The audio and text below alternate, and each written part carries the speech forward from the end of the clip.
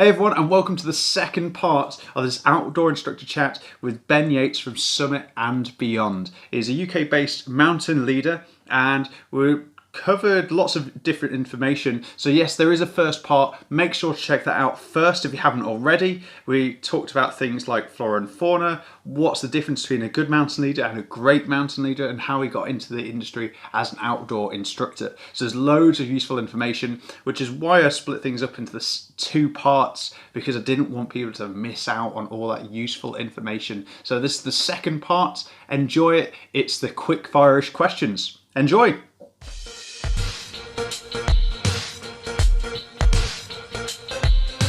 Mate, it'd be great if you've got a bit of time still to do some quick fire-ish questions, if that's all cool with you. So really quick, like obviously if we go off on tangents, cool, no worries. But first of all, I think I know the answer, but land or water? Land. Straight away, easy. Yeah. I don't know land, but there's something intriguing about water. Right, so the reason why I asked that question is because I always feel like there's this rivalry between land instructors and water sports instructors, which I love. I love it as much as I hate it. I love it because I just love rivalry for the sake of rivalry, because it's just pointless. So I enjoy that. It's like rock climbers and cavers. Oh, I've not got involved in the caving war, so I didn't even know there was a rivalry there. I'm going to get so much hate from cavers for going, didn't even recognise us. I'm not saying there was rivalry, but when I was like a really keen rock climber, I just remember speaking to like quite a lot of climbers, and if somebody said, "Oh, I love caving," everyone would just kind of go, "What?" Mate, one of my favourite adventures, or it felt like an adventure, was caving. So I get it, man. It's cool. Yeah. Sorry, segue. Next one. Favourite outdoor space to be? Oh, favourite outdoor space to be? Oh, my brain's like flicking through lots of different memories now. I love to be running somewhere high up in the mountains. Like I just love that, like on a ridgeline somewhere, moving. Something about movement in the mountains. So like when I go up onto a ridgeline and I'll be moving across it, and you get into like that flow. Yeah. Just that. I think it's more of it's not so much where, it's the feeling of the movement. So if you're in a, like I know in like Todmorden above the valley, there's a few trails up there that if you hit them right on the right day, and you're like trail running, you can get into this rhythm, and you just completely disappear. It's like you're a part of what's around you. So that's it for me, I think. Mate, completely get that. All right. So fill in the blank. A good instructor always has. A good instructor always has.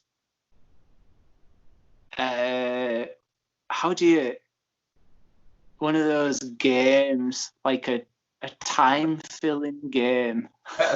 Yeah. In the bag.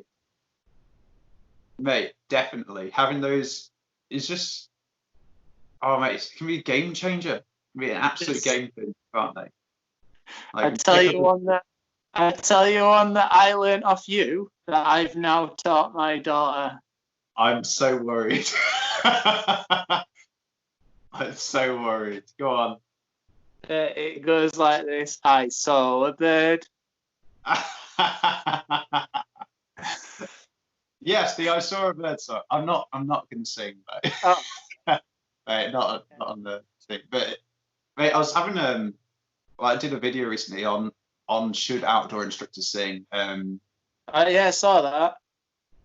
And yeah, man, it got some interesting responses. Like it wasn't like a negative thing. Like it was like some of the comments from people were like, yeah, like there's definitely benefits to it, and some people are like, yeah, but there's other ways of achieving those benefits, and it was just a really interesting debate. And someone said that because I tend to, when I'm doing the songs and stuff, I'm leading them and I'm trying to get a group hyped up and energized and psyched, but basically also trying to keep everyone all together and entertained at once. And it said they used it as a way to calm people down. And I was like, I have no idea how this is possible. That's amazing. I need to learn this. It's like I could just, and then I just have this image of me singing "Kumbaya," but like the death metal, like just doing it completely wrong. It's got the whole world. Yeah, I think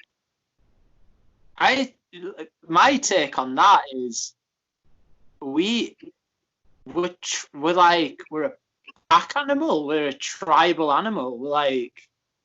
We should singing is something that music is something that we've always done.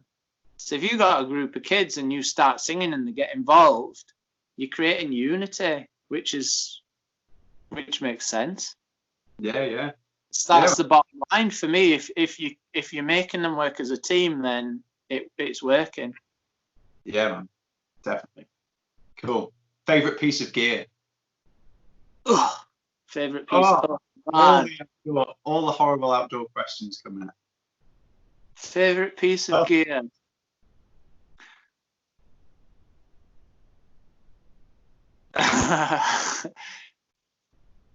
It's like a filing cabinet of.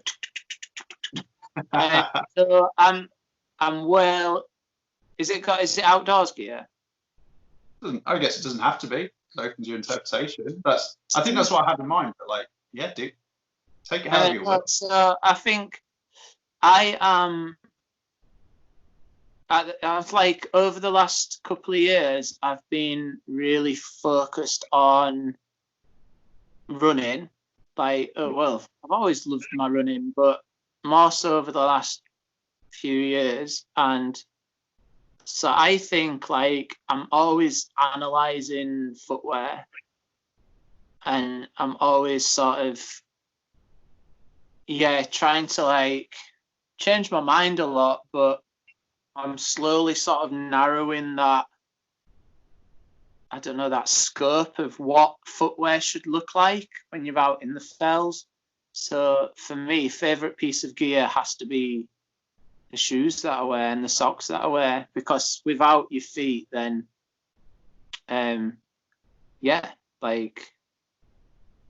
it's not gonna happen. So without something good on your feet, and that's not taken away from people who get out who are amputees, but they've still got something down there that they walk on, that they're using as feet. So I think whatever that is the way to get out and be mobile. Obviously, it's something that shouldn't be taken for granted, and it's easily done.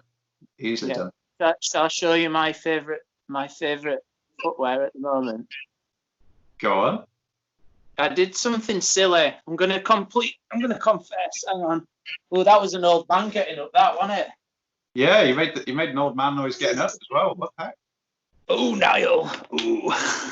Knees clicking. So my confession is that I kind of got sponsored by a barefoot company, and then I went and walked 120 miles on the Pennine Way in barefoot shoes, and it destroyed me. It really hurt, but I also I also really rate them. I think they've got a good place. I think you've got to spend years building up to being barefoot. So, but I love the fact that with the barefoot shoes, the toe box is really wide, so your toes can be free. Always wearing gingy socks with them because it allows your toes to move freely. So having a wide toe box is a win. Yeah. Having no cushion is probably okay for somebody who's been walking barefoot for a long time, Yeah. but these are the winner for me at the minute. Got a wide toe box, they've got good grips, and they've got a very, very small cushion. I can go forever in these, hiking, running, whatever. So that's my favourite piece of kit at the minute. Nice. I like it. Sick. Awesome, man. Boring you with my Mate, when you're interested in something, it's cool. Like I'd rather we talk about things that we're interested in. Like otherwise we'd just be sat here just like really cold, boring interview, talk, chat. It'd be rubbish. So yeah. No worries. Awesome, man. All right, thank you so much. Like that's the end of all the questionnaire type things. So thanks for that. Obviously, like I've fired loads and loads of questions at you, and I've asked others, and you're the first one that I've managed to give a little bit of prep for. Like not much, but first time. So yeah, I'm improving at this and being relatively organised. But yeah, did you have a question that you wanted to ask the Instructor 101 audience, or even to your audience that will be watching? Yeah, okay. I'm going to go with the stoic question because this is a very Tim Ferriss end of interview thing to do. So within that, I'm going to ask a stoic question. So this is to everybody listening. What have you done during this time of, what could we call it? Like incapacity? Like we've had life as we know it, just like Twilight Zone, just switched off. Everything's changed. So what have you done during that time to make a positive change in your life, to steer your life in the direction that you want it to go in? Awesome.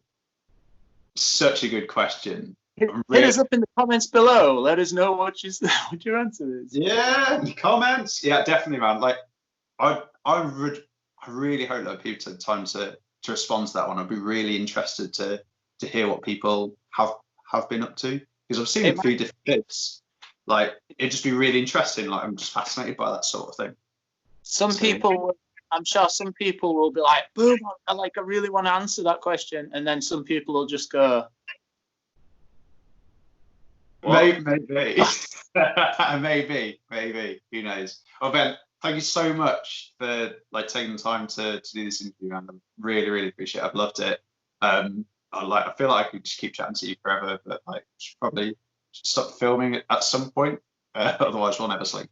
So yeah, really appreciate your time, man. Thank you so much. But everyone else, like, please remember to like, share, subscribe. Make sure to check out Ben's channel. Remember, I'll leave all the links and bits like that in the description below. And I'll probably have some floating around my head. So if you see the Summit and Beyond logo floating around my head anytime soon, somewhere around here or here, then click on that as well. Make sure to check out Ben's channel as well. Cool. Other than that, thank you very much. Take care. bye. Cheers, dude. That was class. It's good fun. Before you disappear, so if you're interested in taking part in one of these outdoor instructor chats, or if you've got questions or you've got recommendations of people that you think might be interested, then just drop me a message, whether that's in the comments below or hit me up on Instagram, then it'd be greatly appreciated. I think there's a lot of value in these discussions, and I think there's lots of information that we can draw out of it, which is useful for all types of instructors really. So yeah, I'd love to hear from you. Okay, that's the end of the video. Yeah, thanks for your support as always, team. Take care.